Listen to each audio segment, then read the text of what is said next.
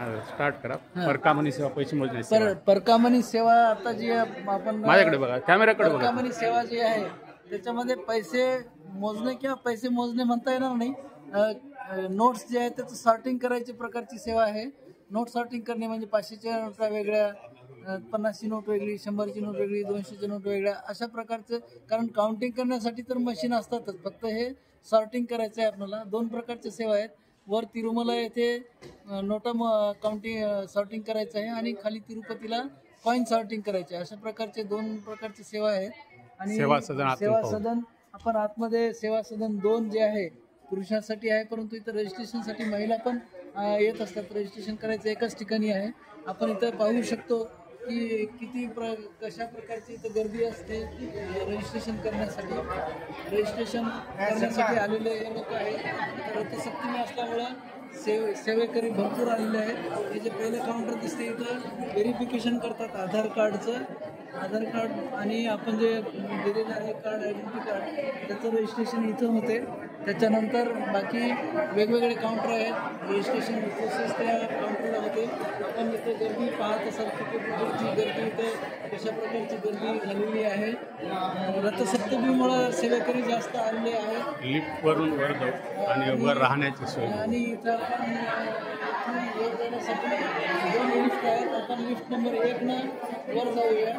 वर गेल्यानंतर तुम्हाला म्हणजे राहायची व्यवस्था कशी आहे सेवा सदनमध्ये ते बघायला मिळेल. लिफ्ट आहे, पायऱ्यातून जातो. आपण लिफ्ट पण आहे, पण आपण पायऱ्याद्वारे तुम्हाला दाखवण्यासाठी पायऱ्याद्वारे आपण जाऊया वर. अशा प्रकारच्या पायऱ्या आहेत. राहण्याची व्यवस्था एकदम छान आहे. त्याच्यानंतर आपल्याला इथं कॉट, गादी, पांघरायला वगैरे असं सगळ्या प्रकारचं व्यवस्था मिळते. गरम पाण्याची व्यवस्था आहे. अशा प्रकारची उत्तम व्यवस्था आहे सेवा सदनमध्ये आपल्याला राहायला मिळते. जे सेवेकरी येतात त्यांना कसल्याही प्रकारची असुविधा होऊ नये ही काळजी TTD देवस्थानने घेतलेली आहे. आपण आता पहिल्या मजल्यावरती आलेलो आहोत. दुसऱ्या मजल्यावर जाऊया. नाही, इथं सत्संग हॉल आहे. इथं सत्संग हॉल आहे. मी सांगा. हा सत्संग हॉल आहे. याच्यानंतर वरच्या मजल्यावर सुद्धा राहण्याची व्यवस्था आहे. चला. प्रत्येक मजल्यावर 4 हॉल आहेत. बरोबर आहे का?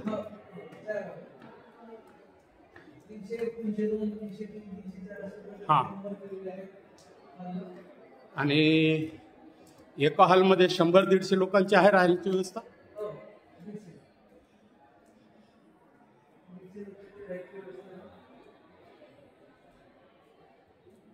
इथं सुद्धा एक रिक्रिएशन हॉल म्हणून असं आहे.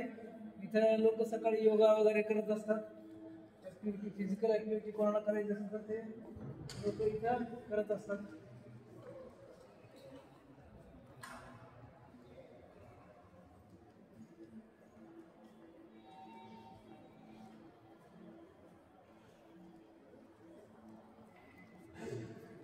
हे परकामणी सेवा म्हणून जी आहे त्याच्यासाठी इथं वरचा हॉल आहे 304 नंबरचा. याच्या बाजूला 303 नंबर 1 आहे. अशा 2 हॉल परकामणी सेवेसाठी आहे. कसं आहे वेगवेगळी माहिती दर्शनसाठी, श्रीवारी हुंडीसाठी काय काय आहे याचं एक दिलेलं आहे. तेलुगूमध्ये लिहिलेलं असल्यामुळे आपल्याला कळणार नाही, पण इंग्रजीमध्ये कळेल. आतमधून आपण पाहू राहण्याची व्यवस्था.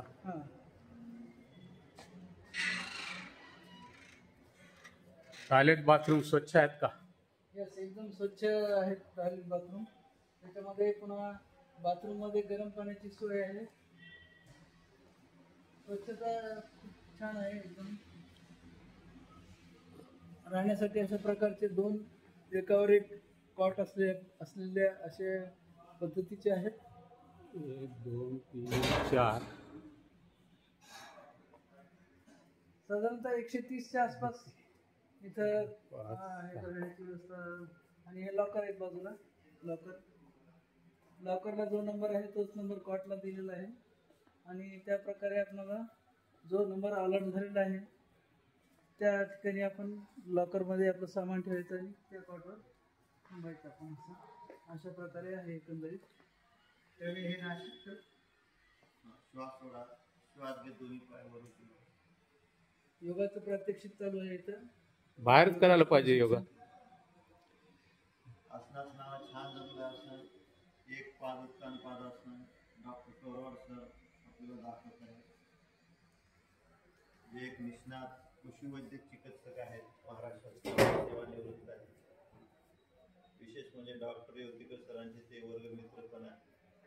केंद्रे सर सेवेला आलेले आहेत, त्यांचा अनुभव ऐकू आपण त्यांच्या शब्दात. सांगा. हरिओम. सदरील श्री तिरुपती बालाजी तिरुमला या ठिकाणी मी अतिशय पवित्र अशा मंदिराच्या नाणे वितरण झालेल्या किंवा नाणे मोजण्याच्या प्रक्रियेमध्ये माझा नंबर लागला. त्याचं प्रमुख श्रेय मला याविषयी काही माहिती नव्हती, परंतु या मंदिरातल्या अतिशय भक्त असलेले बच्चेवार सर यांनी आम्हाला योगाच्या वर्गामध्ये जी कल्पना आणि त्याचं ऑनलाईन प्रक्रिया डॉक्टर योगेश्वर सरांनी केली. थांबू का थोडं. आणि मग आमच्या परस्परच आमच्या 10 लोकांचा ग्रुप योगेश्वर सर आणि बच्चेवार सर यांनी आमच्या माघारीच ह्याचं नियोजन केलं. आणि आश्चर्य म्हणजे आम्ही 10 जण नांदेडहून या ठिकाणी तिरुपती तिरुमला या ठिकाणी आलोत. आणि इथलं संपूर्ण वातावरण अतिशय मंत्रमुग्ध आहे. इथं आल्यानंतर आम्हाला असं जाणवलं की आपण साक्षात ईश्वराच्या दरबारामध्येच आहोत. ईश्वरी कृपा इथं कुठल्याही बाबीची मुळीच कमतरता नाही. आल्या आल्या रजिस्ट्रेशन, सुसज्ज हॉल, झोपायची अतिशय छान व्यवस्था. त्याचबरोबर आमचं रजिस्ट्रेशन झालं, आम्हाला सगळ्या गोष्टी मिळाल्या आणि आम्ही प्रत्यक्षात सेवेसाठी गेलो. त्या ठिकाणचं अतिशय कडक अशी सुरक्षा, एक विशिष्ट ड्रेस कोड आणि आमचं प्रत्यक्षात काम झाल्यानंतर काम सुरू झालं.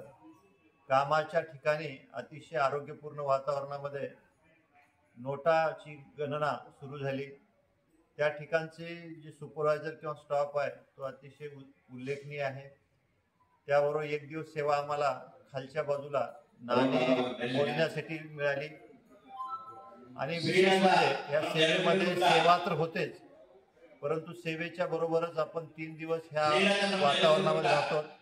एक दिवस दर्शनाची सेवा आपल्याला ईश्वरी कृपेने मिळते, राहण्याची सोय आहे.